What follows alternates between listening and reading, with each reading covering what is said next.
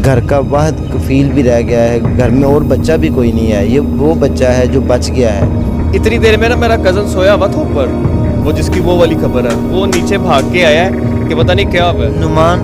नुमान ने जब देखा है कि इसने नुमान उसको मार दिया, उसने ना मेरे खालू को और ज़िशान को ना कमरे में बंद कर दिया, अंदर से ना ताला लगा दिया। आपने कल क्या मनाजर देखे, क्या एकदम अचानक जब क़यामत बरपा हुई घर में, तब क्या आपने देखा? नुमान ने अपनी जान का नजराना पेश किया है, भाई को बचाया, अपने छोटे भाई को बचाया, अपने वालिद को बचा लिया उन्होंने। उसके बाद जब नुमान उसे ऐसे पकड़ने लगा ना, फिर उसे पीछे से फायर किया है, लड़के के ना यहाँ से मुंह पे फायर लगा। नहीं कमरे में सोचता रहा, छत पे गया देखने के लिए, जब उसने देखा ना कि लोग ही लोग जमा हो गए हैं, उसकी आवाज़ ख़त्म हो गया था तभी। वो मैगजीन में ना गोलियां उसके भरी नहीं जा रही थी, एक भरता था गिर जाती थी, भरता था। डर और खौफ, जाहिर सी बात है, आप किसी को मार लें तो डर और खौफ तो। बिस्मिल्लाहिर्रहमानिर्रहीम, अस्सलाम वालेकुम नाज़रीन, मैं हूँ राजा नसीर और आप देख रहे हैं RNN डिजिटल मीडिया। नाज़रीन, मैं इस टाइम उस कब्रिस्तान में मौजूद हूँ जहाँ पर यकमुश्त जो है वो 3 जनाजे एक घर से उठ कर आए हैं। पूरा इलाके की जो फ़िज़ा है वो सोगवार हो चुकी है। नाज़रीन, ये वो बच्चा है, खुशकिस्मत बच्चा, जो उस घर में घर का वाहिद कफील भी रह गया है, घर में और बच्चा भी कोई नहीं है। ये वो बच्चा है जो बच गया है। क्या मनाज़र इसने देखे, क्या हालात हुए, उस जालिम सफाक दरिंदे ने किस तरह इनके साथ होली खून की खेली घर वालों के साथ। आप देख सकते हैं मेरे पीछे जो कब्र नज़र आपको आ रही है, ये जो कब्र नज़र आ रही है, ये वो उस बच्ची की है जो हामला थी बेचारी, जो इनकी सिस्टर थी, बड़ी हामला थी, और आपको उस सफाक मुलज़म ने एक गोली मार के ख़त्म किया। आप उसका चेहरा देखें, देखने के काबिल नहीं, इतनी फटकार और लानत पड़ चुकी है। पहले भी लानती किरदार, उसका किरदार ही इतना गंदा था कि अल्लाह माफ़ करे, नाउज़ बिल्ला, और उसने इतनी सफाकियत खेली। मामला माजरा क्या पेश आया, हम बच्चे से गुफ्तगू करके पूछते हैं। हवाल मेरे साथ रहिए। अस्सलाम वालेकुम। वालेकुम सलाम। बेटा, आपका नाम? ज़िशान। बेटा, आपने कल क्या मनाजर देखे, क्या एकदम अचानक जब क़यामत बरपा हुई घर में, तब क्या आपने देखा? पापा जा रहे थे नाश्ता लेने, उधर वाला पापा ने खोला, वो अंदर आया, अंदर आके रोने लगे, कहता मेरी मामा फोत हो गई है। सरा काट के अंदर आ गया। मामा कहती जा चला जा, नहीं भी गया, कहता 5 मिनट बैठने तो बात सुन लो मेरी। मामा ने इसको बिठाया, कहता मेरी मामा फोत हो गई है। उसने हैंडफ्री लगाई थी, गाने वगैरह सुन रहा था। बड़ी आपी कहती है तूने हैंडफ्री लगाई है, गाने सुन रहा, कह रहा मामा फोत हो गई हैं। कहता हाँ हो गई हैं। बड़ी आपी ने उसके घर फ़ोन किया, उसकी मामा जिंदा है थी। थोड़ी देर बाद बड़े भाई ने फ़ोन उठाया था। अच्छा, यानी कि वकास जो सफाक मुलज़म था, उसने अपने घर आके इधर झूठ बोला कि मेरी वालदा फोत हो गई, सिंपथी लेने के लिए कि जी मुझे घर में किसने दिया जी। वो उसकी वजह ये थी कि वो बच्चा एक मिनट, अच्छा मैं आपसे करता हूँ। अंदर आके बैठा है, थोड़ी देर बाद में गन निकाल लिया पापा पर, उसने लोड काट के किया। आप सामने ही बैठे हुए थे? मैं अंदर कमरे में आया था, कमरे से बाहर आया, उसने पापा पर गन लोड किया। बड़े भाई ने उसका हाथ पकड़ा है, पापा मुझे लेके अंदर कमरे में आ गया। मामा वाशरूम वाली साइड पर जाने लगे, उसने भाई को धक्का देकर मामा को गोली मारी। भाई बड़े और आपी को लेके किचन में जाने लगा, उसने पीछे जाके किचन में भी जाके उन दोनों को गोलियां मार दी। अच्छा, आप को पापा ने कैसे चुप कराया, क्या उस टाइम मनाजर थे, क्या दिल में आ रहा था ये सारे मनाजर देखने के बाद? मारने का दिल कर रहा था उसे, मारने का दिल कर रहा था, तो अल्लाह ताला ने भी उसको मार दिया। खैर, उसने अपने मंजिल को, कैफरे किरदार को पहुंच गया। आप क्या कहना चाहेंगे? ये असल में ना जब ये आया है ना, ये आते साथ ना मेरा दरवाज़ा खटखटाया इसने, तो मेरी खाला ने कहा है कि आप ना खोले कौन आया। आगे देखा तो ये था। ये जब अंदर आया, इसने कहा जी मेरी वालिदा फोत हो गई हैं, तो मुझे ना मेरा बेटा वापस कर दो। तो मैं ना जनाजा 10 बजे का है, मैं वापस दे जाऊँगा। उन्होंने कहा कि नहीं अभी तुम बैठो, अभी बात करते। इतनी देर में ना मेरी बड़ी बहन ने कॉल की है। कॉल करने के बाद उसकी वालिदा ने ही फ़ोन उठाया। उसने कहा कि तुम वकास आया, तो वो तो कह रहा है कि आपकी डेथ हो गई है और 10 बजे का जनाजा है। तो इतनी देर में ना ये थोड़ा सा मुस्कुराने लग गया, तो हंसने लग गया। मतलब झूठ बोला, झूठ पे नकाब हो गया मौके पे, झूठ पे नकाब। जब खालू मेरे ने कहा कि तुम ना अब चले जाओ, ये उठा है और वापस गया। वापस जब ये गेट के पास पहुंचा ना, तो इसने ऐसे जिप खोली है, तो अंदर से पिस्टल निकाला है, मुड़ के सीधा ऐसे मेरी खाला को कहा है कि आंटी आप अगर आप नहीं ना मारे तो सीधे हो जाओ। इसने सीधा फायर ना मेरी खाला को मारा, वो उधर ही गिर गई हैं। अच्छा, इतनी देर में ना आपकी खाला लगती हैं ज़िशान हाँ, की मेरी माँ? बड़ी खाला है। सही।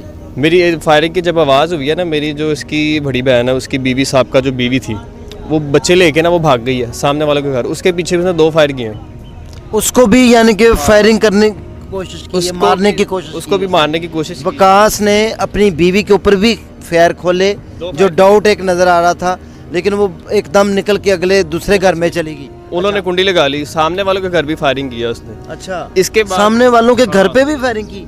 कितनी वो गोलियां साथ लेकर आया? तकरीबन 3 उसके पास मैगजीन थे, 60 राउंड तकरीबन उसने चलाया, 60 गोलियां वो चला के गया है। एक घर में नाज़रीन खुद सोचें कि इंसान दुश्मनों के ऊपर भी इतनी गोलियां नहीं, उस नमक हराम ने, सफाक ने, दरिंदे ने, मैं अब आपको क्या कहूँ, मेरे पास अल्फाज ये सारे वही अल्फाज हैं, इतनी दरिंदगी खेली कि 60 गोलियां लेकर आया है अपने घर में, जिस घर में वो खाता था, पीता था, जिस घर में उसकी बीवी थी, उसका बच्चा पल रहा था।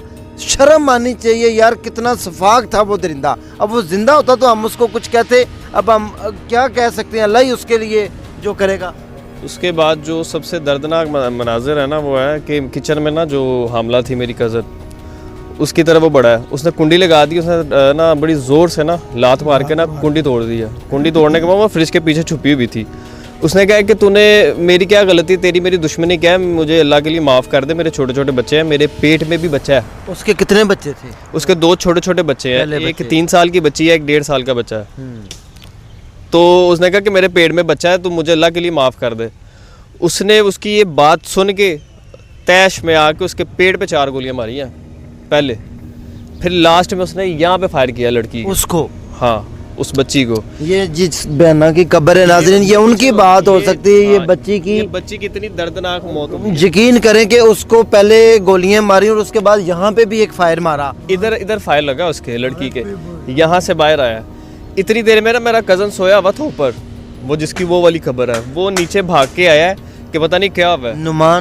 नुमान ने जब देखा है कि इसने नुमान उसको मार दिया, उसने ना मेरे खालू को और ज़िशान को ना कमरे में बंद कर दिया, अंदर से ना ताला लगा दिया। ये इसलिए बच गए, यानी कि ये नुमान ने किया था। नुमान ने अपनी जान का नजराना पेश किया है, अपने भाई को बचाया, अपने छोटे भाई को बचाया, अपने वालिद को बचा लिया। उसने ताला लगा के कुंडी लगा दी, ताला लगा दे सॉरी। उसके बाद वो जब देखा ना उसकी बहन को, उसके ना हवास खो गए थे। तभी जाहिर सी बात है, वो एक शरीफ सादा इंसान था, वो तो लड़ने वाला भी नहीं था किसी से। नुमान बड़ा सीधा सा बंदा था, कभी उसका किसी से मोहल्ले में या बदतमीजी करने वाला भी बंदा नहीं था वो। उसने जब देखा ना उसकी बहन की लाश पड़ी हुई है, वो अपने हवास खो बैठा है। पहले उसने कहा ये तूने क्या कर दिया, उसने कहा कि सब्र कर, तेरे साथ भी करता हूँ। अच्छा, आगे से ये हाँ, उसने ये अल्फाज कहे हैं कि मैं तेरे साथ भी करता हूँ। उससे पहले उसकी ना टांग में गोली मारी है।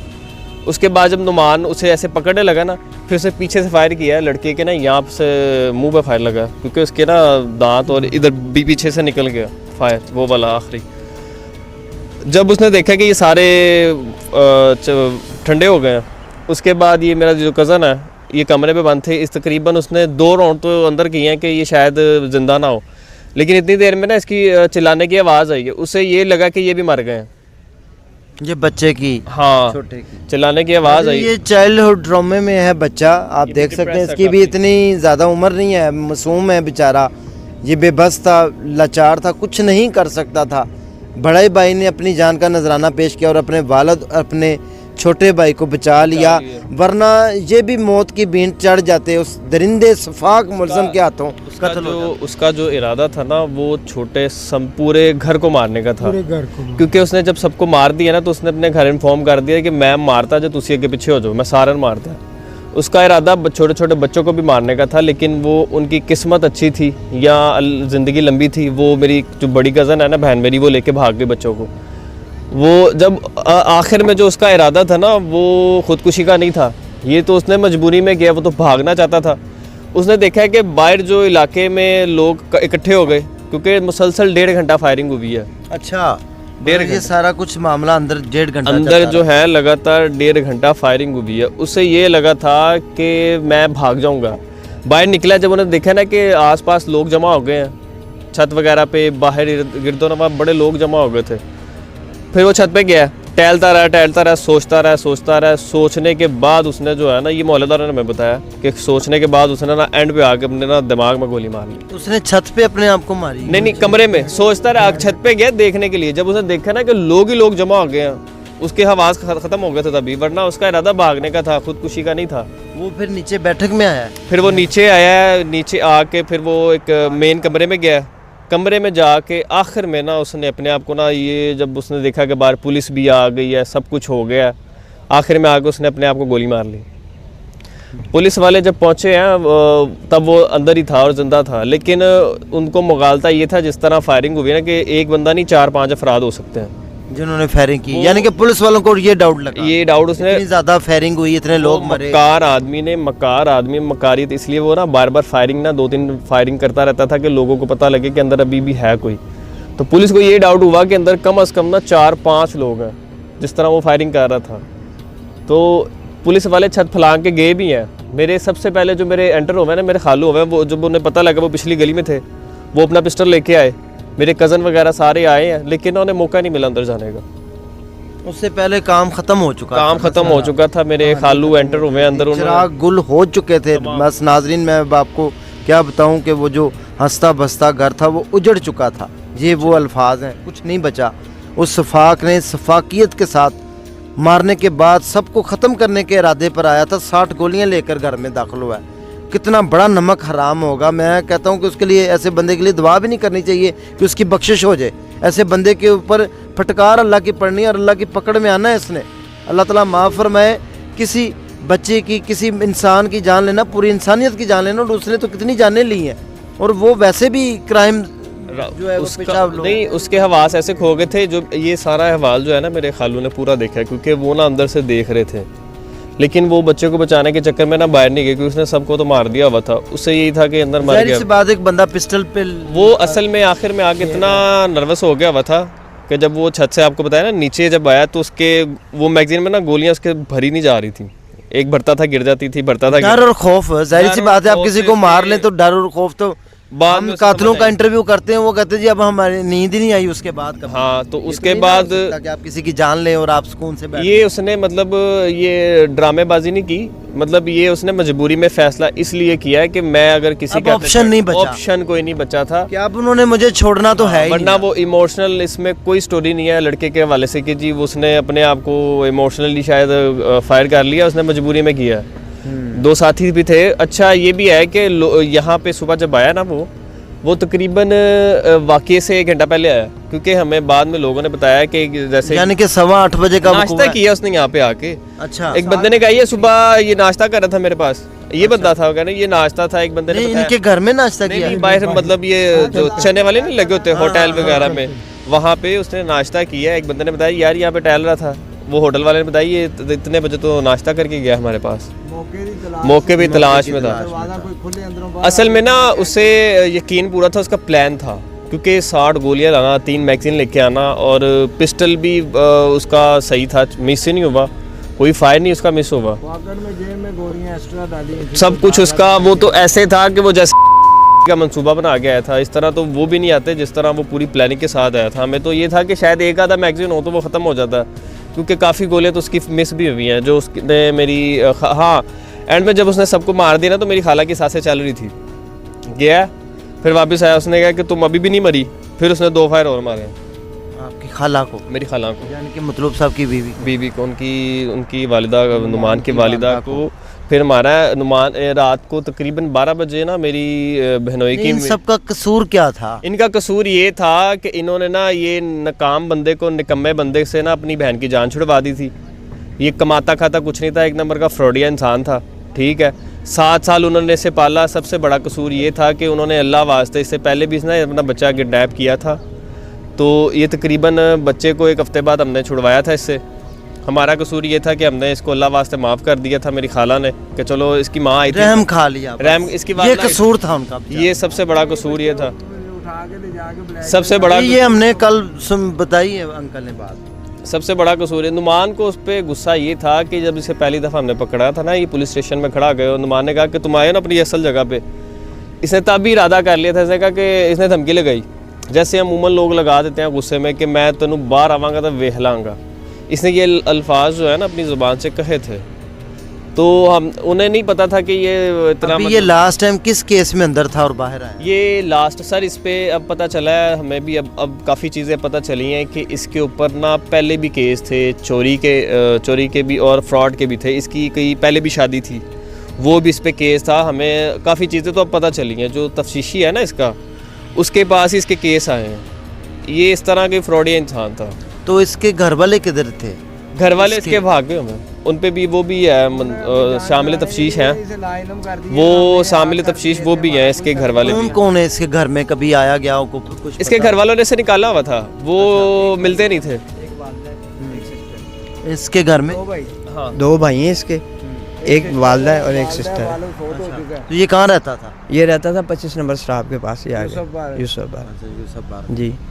तो जब इनका रिलेशन खत्म हो गया था, तलाक ले ली थी, फिर घर में क्यों घुसने देते थे? एक छोटा सा सवाल वो ये है कि वो इस बच्चे को लेना चाहता था, ये बच्चा दे देते थे। वो 4 महीने बाद आ जाता था कि मैं इसको नहीं पाल सकता, मैं बेरोजगार, आप इसे रख लें। जब इसे रख लेते थे फिर वो इसके भाव पे इन्हें ब्लैकमेल करता था, इनसे पैसे लेता नहीं था। देखें, एक तरीकाकार है भाई, एक मिनट मेरी बात सुने, मैं आपकी बात काट रहा हूँ माजरत के साथ, बड़ी माजरत के साथ। एक तरीकाकार है, गवर्नमेंट कहती है कि अगर किसी को डिवोर्स हो जाए, उसके बच्चे माँ बाप से मिलते हैं कोर्ट में आके, आपने देखा होगा डिसीजन में ना, कोर्ट में मिलाते हैं इस ऐसे बंदे के जिसके साथ तल्ला खत्म हो गया, उसको घर में ना घुसने दे। क्या कहना चाहेंगे आप? उसकी वजह ये थी कि इसे नुमान पे गुस्सा ही यही था कि उसे घर में घुसने नहीं देता था।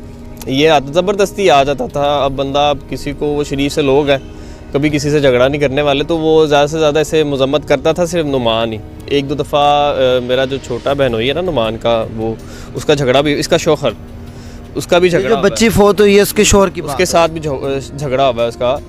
ये बच्चे को लेके जाके ना ब्लैकमेल करता था, पैसे मंगवाता था। इससे बच्चे से मोहब्बत नहीं थी, मकसद सिर्फ इसका ना ब्लैकमेल बच्चे को इस्तेमाल करता रहा है, पैसे बटोरता रहा है, घर वालों को डराता रहा है, धमकाता रहा है, बच्चे के बलबोते पे खाता रहा है। ये सिर्फ ये ही पैसों के चक्कर में आता रहा, क्योंकि कमाने की उसे आदत नहीं थी। केसों में अंदर गया ना, उन्हीं से बाहर आया तो 6 माह कोई तकरीबन, इससे कोई साल राब्ता नहीं हुआ। ये ना इसने फ़ोन किया, ना कोई राब्ता था, ना कुछ था। ऐसे जेहन से निकल चुका था कि साहब इससे कोई मकसद नहीं है हमारा, ये फारग हो चुका है। इसलिए बच्चा भी अदालत से ले लिया था और वैसे भी गुलाह हो गया था, उससे तो लैदगी थी बिल्कुल। ये अब इस मिशन में था कि तुमने लोगों ने मेरे साथ ऐसा किया, मैं तुम्हें छोड़ूंगा नहीं। ये अक्सर धमकियाँ देता था, अपनी वाइफ को भी कहता था अगर तुम बाहर आएगी तो तेज़ाब फेंक दूंगा, मैं तुम्हें जला दूंगा, मार दूंगा, तुम्हें गोलियां मारूंगा, तेरा ख़ानदान तबाह कर दूंगा। अक्सर औकात इसके ये अल्फाज थे। और ये अब जहन से निकाल चुके थे कि ये इनके साथ हमारा कोई चक्कर नहीं, ख़त्म हो चुका है। ये जहाँ भी जहन्नम में गया दफ़ा हो गया, चला ये जान छोड़ के आया तो इसने पता नहीं कैसे इरादा बनाया। अब किसी से इसका कोई कॉन्टैक्ट नहीं था, ये बाहर आके खड़ा हो गया था इस सिलसिले में कि जैसे ही कोई अंतर से बाहर निकले और मुझे